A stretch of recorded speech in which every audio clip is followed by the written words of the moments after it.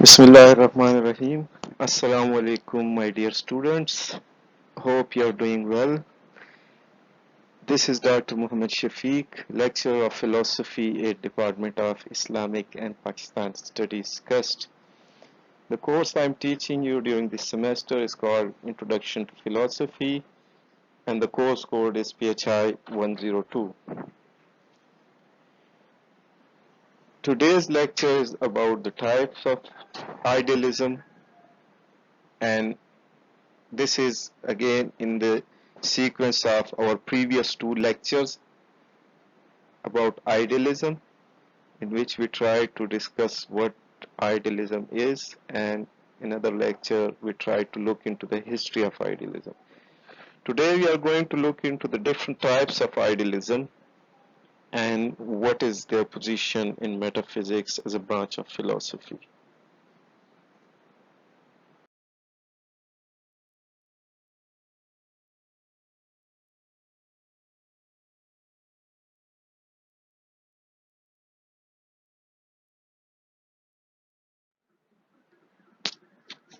What is idealism? Briefly, although we have discussed it in previous lecture, but just to give you a brief description, and then we are going to discuss what are the different types of idealism.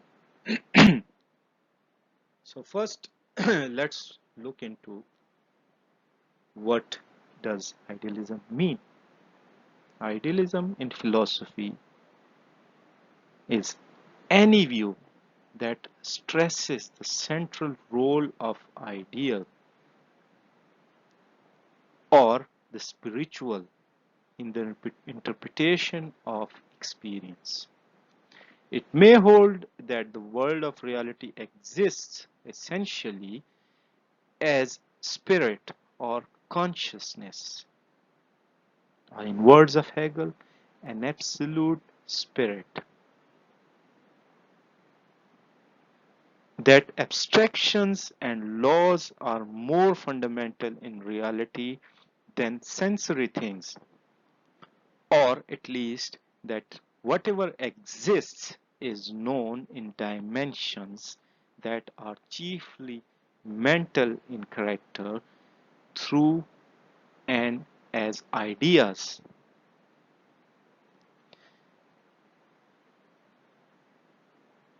The world of this reality of experience basically is founded upon ideas, founded upon mental reality rather than objects, rather than physical things or sensory things. Idealism contends that reality in nature is ideal. That's it. It's nothing more than idea. Idealism is the way of interpreting human experience and the world which places emphasis on mind as in some way prior to the matter. Just as materialism emphasizes matter, so does idealism stresses upon mind. Whereas materialism says that matter is the real and mind is an accompanying phenomena, idealism contends that mind is real and matter is in a sense a byproduct of mind. On the negative side, idealism is a denial that the world is basically a great machine to be interpreted in terms of matter and mechanism or in terms of energy and physical sciences alone. More positively, idealism is a world, idealism believes in a world or worldview or metaphysics that holds that the basic reality is constituted of or closely related to mind, ideas, thoughts, or selves. The real is the rational and intelligible. It's not something sense experiential. The world has a meaning apart from its surface appearance. So it's not the real which is apparent, which we see in this physical world. There is a reality behind that. The approach to the meaning of things is through the self rather than through objective analysis of nature. The world is interpreted by means of a study of the laws of thought and of consciousness, and not exclusively by means of objective science, as the science would say. Since the universe has a meaning, there is a kind of inner harmony between the world and man. What is highest in spirit is also deepest in nature. Man is at home in the universe and not an alien to a mere creature of a chance. Since the universe is in some sense a logical and spiritual system, the self is not an isolated entity, it is genuine part of the world process. This process at its high levels manifests itself as creativity, mind, and selves or persons. Man, as a part of the cosmos, expresses its inner structure in his own life. Nature on the objective world is real in the sense that it exists and demands our attention and adjustment to it. Nature, however, is not sufficient in and of itself, since it depends to a certain degree upon mind. In nature we find matter, life, mind, and values. Idealists believe that nature is to be interpreted in terms of its later and higher manifestations rather than in terms of its earlier and lower ones. Idealists are willing to let the physical scientists tell us what matter is, providing they do not reduce everything in the world to that category.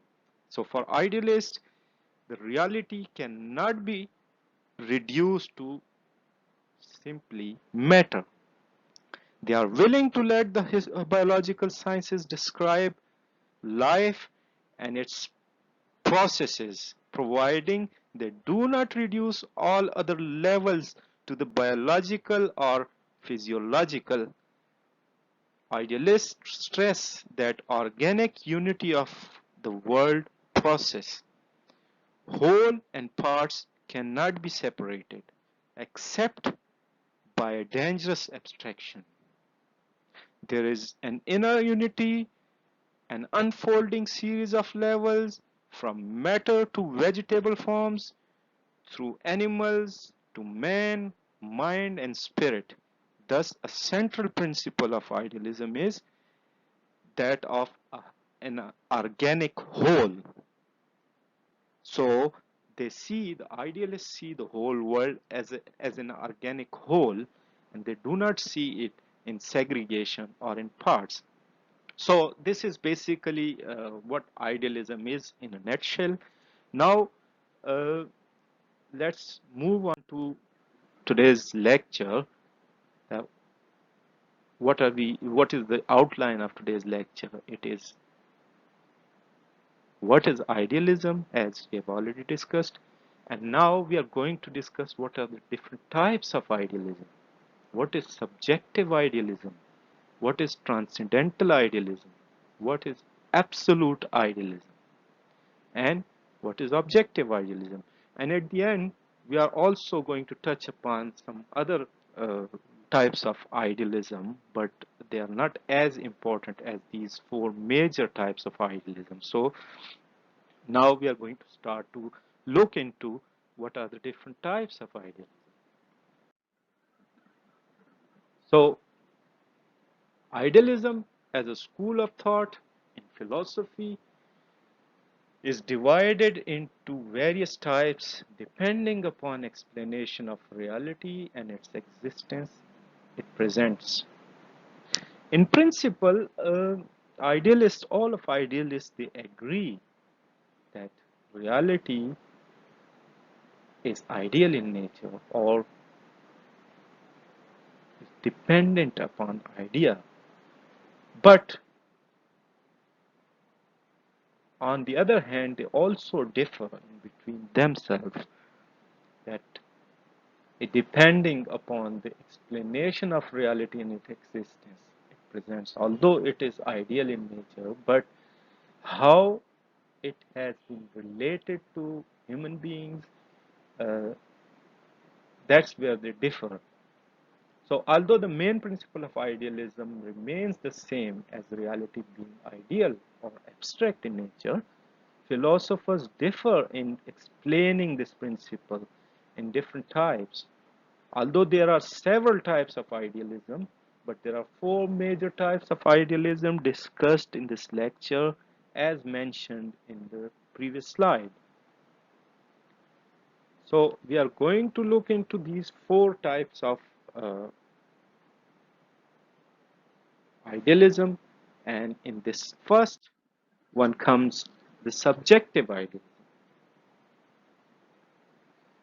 This type of idealism is sometimes called mentalism or even phenomenalism.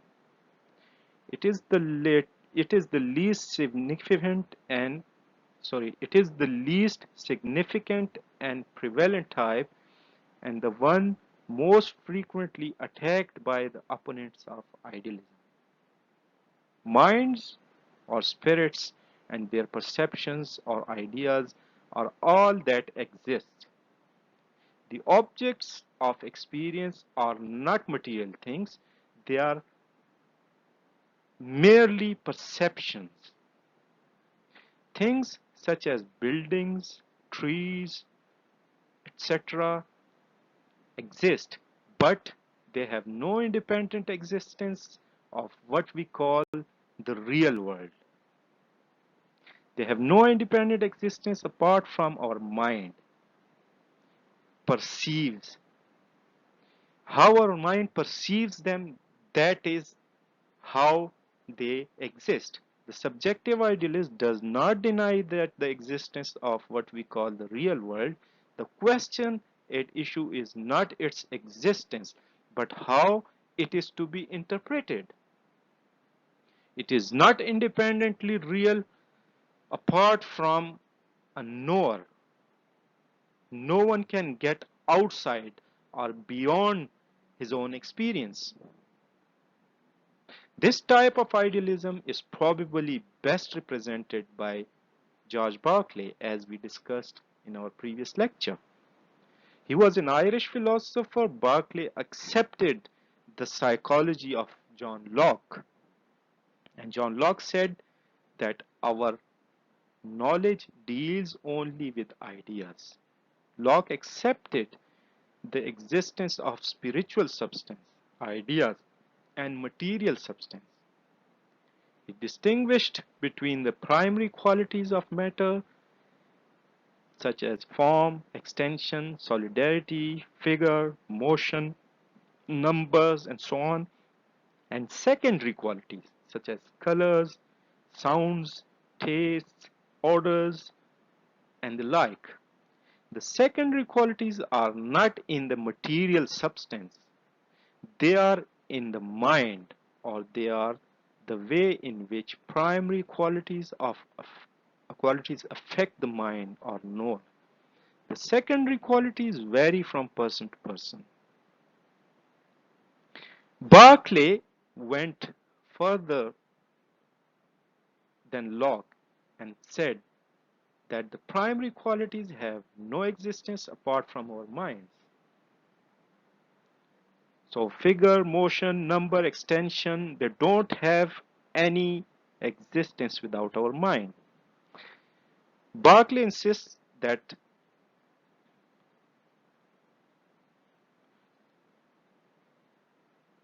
these qualities are basically dependent upon our mind, hence reducing the existence of these qualities to ideas or ideal in nature.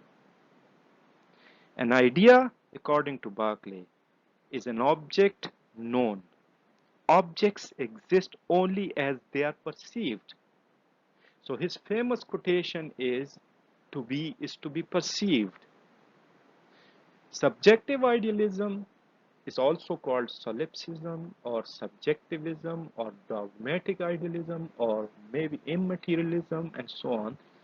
It is the doctrine that the mind and ideas are the only things that can be definitely known to exist or have any reality.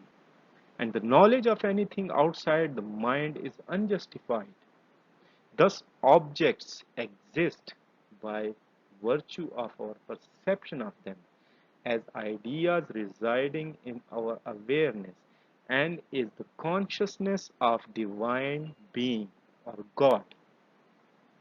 For Berkeley, existence was tied to experience, and that objects exist only as perception and not as matter separate from perception. So he claimed to be is to be perceived. Now, what does this quotation mean? For Berkeley, or for subjective idealism, in order to exist, an object must be perceived by a perceiver. That basically means that if something has not been perceived by anyone, that simply does not exist. And this perception is basically the knowing of the primary qualities of an object. And those primary qualities only can be known through mind. So anything which needs to exist must be perceived. When someone asked him that, okay, fair enough, if this world is not perceived by anything, does it mean it does not exist? Berkeley would say that no, this world, even if it is not perceived by any one of us, it is perceived by the God. Hence, it does exist. So, subjective idealism basically contends that the existence of the outer world and their primary qualities depend upon our mind to perceive. Hence, they are dependent upon mind. That is why, and that mind is subjective. That is why they're called subjective idealists. I hope it does make a sense, and if it does not, you can contact me by any means, and I can further explain it to you. Now, next comes the transcendental idealism. The transcendental idealism, or it is also called critical idealism, it is the view that our experience of things is about how they appear to us or representations, not about those things as they are in and of themselves. The term transcendental was used quite frequently by Immanuel Kant while explaining the reality. Transcendental idealism does not deny that an objective world, external world to us, does not exist, but argue that there is a suprasensible reality beyond the categories of human reason, which are called noumena, roughly translated as things in themselves. The doctrine was first introduced by Immanuel Kant and was also espoused by John Gottlieb Fichte and Friedrich Schelling, and later resurrected in 20th century by Edmund Husserl. The main difference between this type of idealism from others is that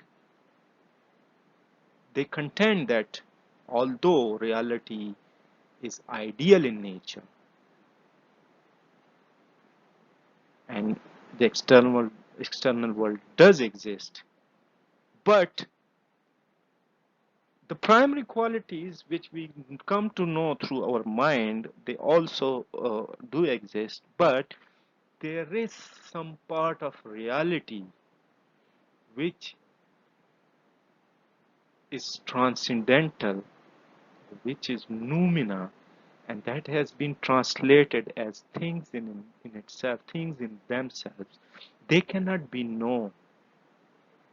In this way, they not only declare that reality is ideal in nature, but also admit that there is certain limitation to our knowledge, and man cannot know everything or everything inside out.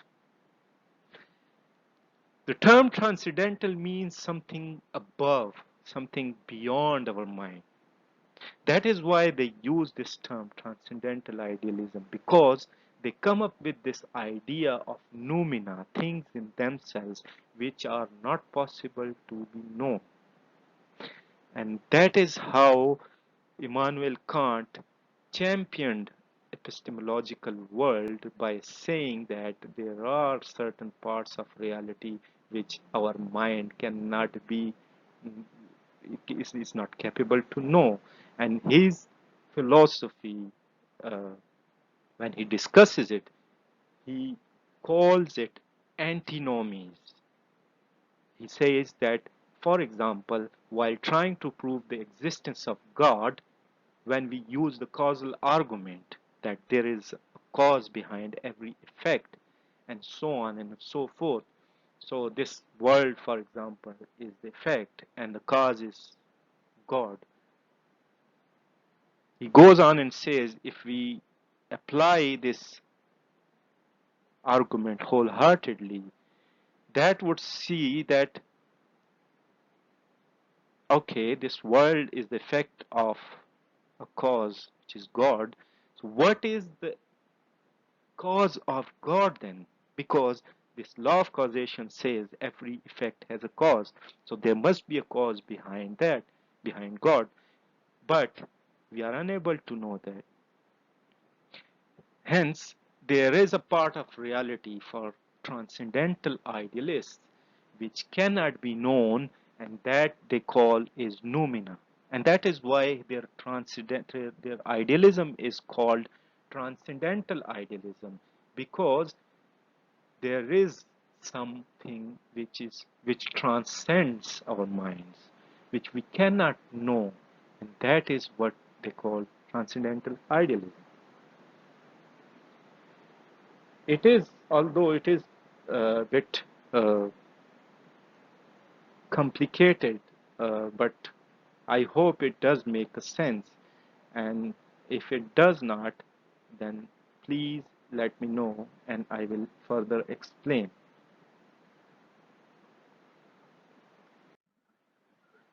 Now comes another type of idealism, which is objective idealism. Now, objective idealism is the view that the world out there is in fact mind communicating with our minds. It postulates that there is only one perceiver, and that this perceiver is the one with that which is perceived. According to the objective idealism, the absolute is all of reality. No time, no space, relation, or even ever exists or occurs outside of it. So objective idealism believes in a complex whole. It believes in absolutism. Plato is regarded as one of the earliest representatives of objective idealism. The definitive formulation of the doctrine came from the German idealist Schelling and later developed by Hegel in his absolute idealism theory, as we discussed in our previous lecture while discussing Hegel's idealism. A large number of idealists from Plato to Hegel and the present reject subjective idealism or mentalism, and also the view that world is in any real sense man-made. They do not accept the principle of to be is to be perceived. They regard the organization and form of the world and hence knowledge as determined by nature of the world itself. The mind discovers what there is in the order of the world. There are idealists in that they interpret the universe as an intelligible order whose systematic structure is expressive of rational order and value.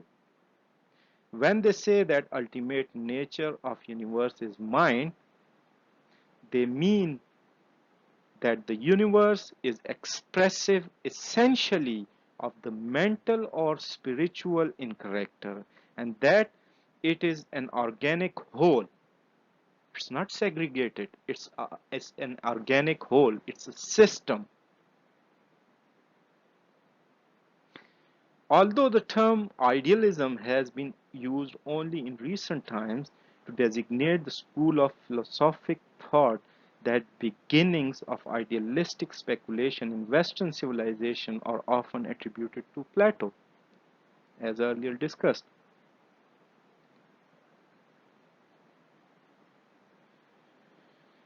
Some idealists maintain that all parts of the world are included in one all-embracing order which finds this unity in the ideals and purposes of an absolute mind.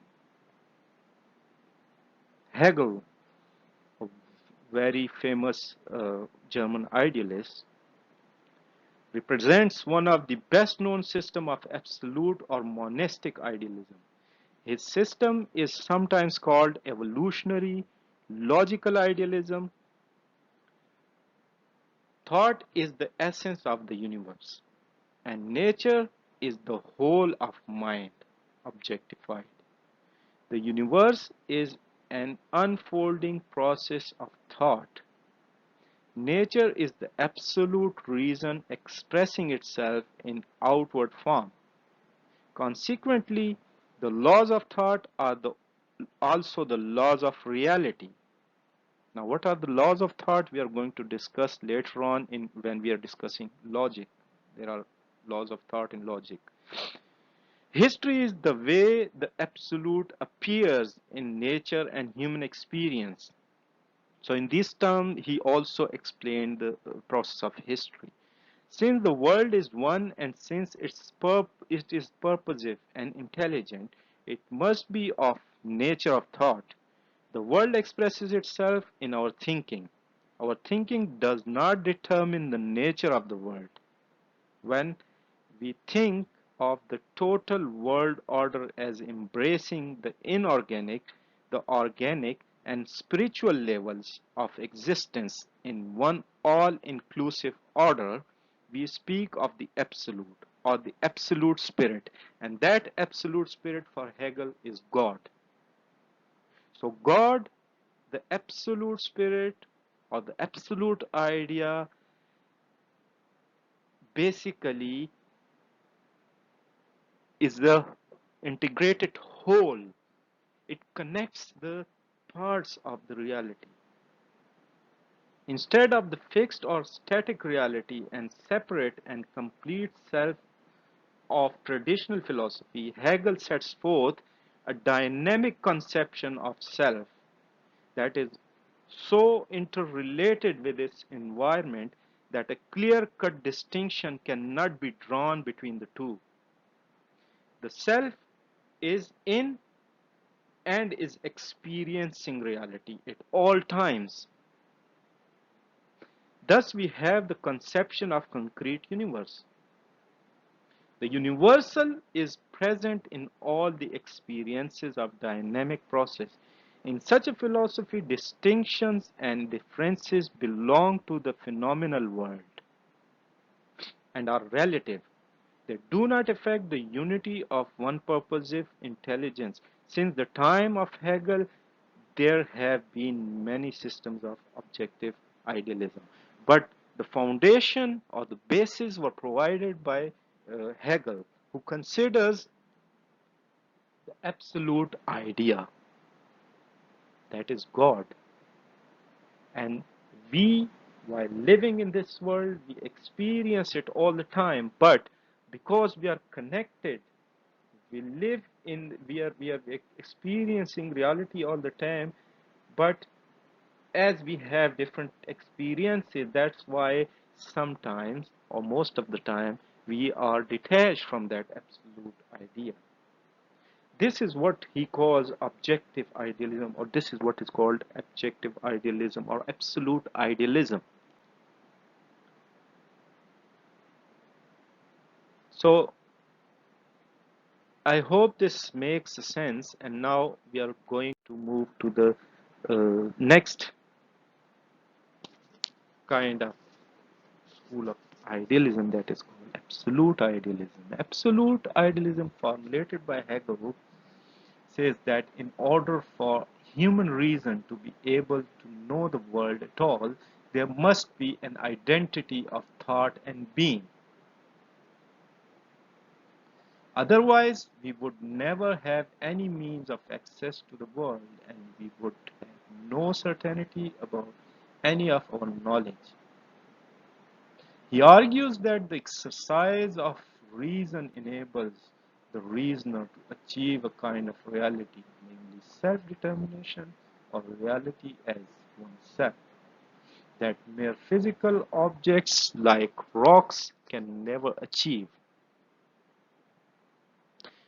The interaction of opposite or dialects generates all kind of concepts we use in order to understand the world. And this occurs both in the individual mind as well as through history. And this is the ideology of Hegel, which was later on used by Karl Marx in terms of materialism, and hence his philosophy is called dialectical materialism. And when he tries to interpret history in terms of matter, uh, as opposite to Hegel, who interprets history in terms of ideals, uh, Marx, when explaining it in terms of matter, his theory is called historical materialism. Now, there are certain other types of idealism uh, which by no means are less important, but due to the shortage of time, we cannot discuss those in more detail.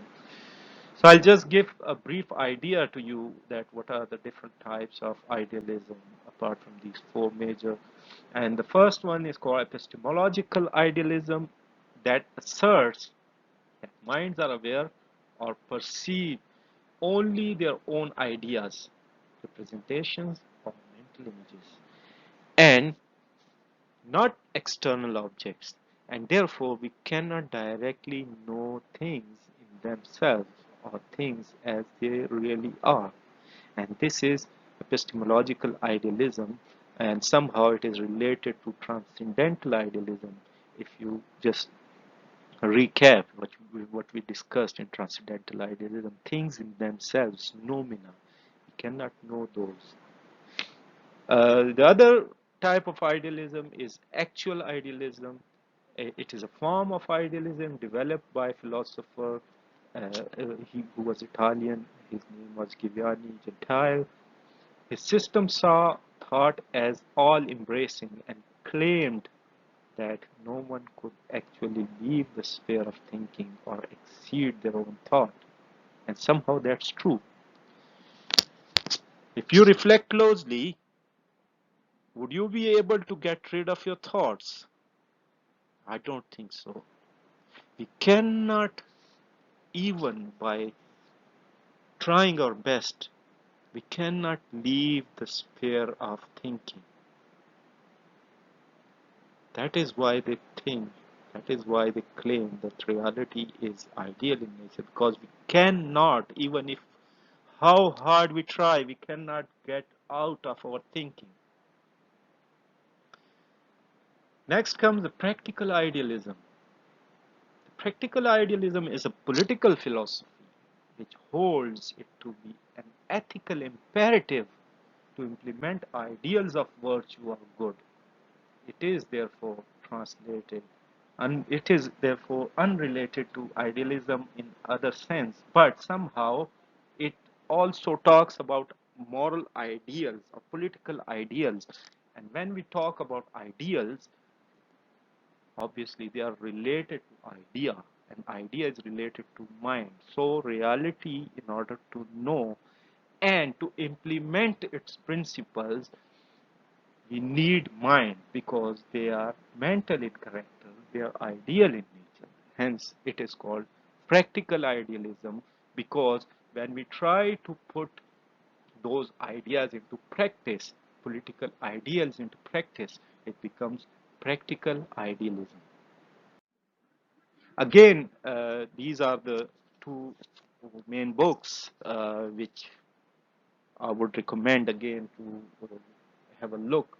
And if you could not uh, grasp or could not think, could not understand any concept or any part of this lecture, even after reading this book, please do let me know so that we can explain it in our next lecture before starting a new topic. I hope it does make a sense. And till then, uh, I hope you stay well and safe and take good care of yourself. And I will see you in the next lecture. Thank you very much and goodbye.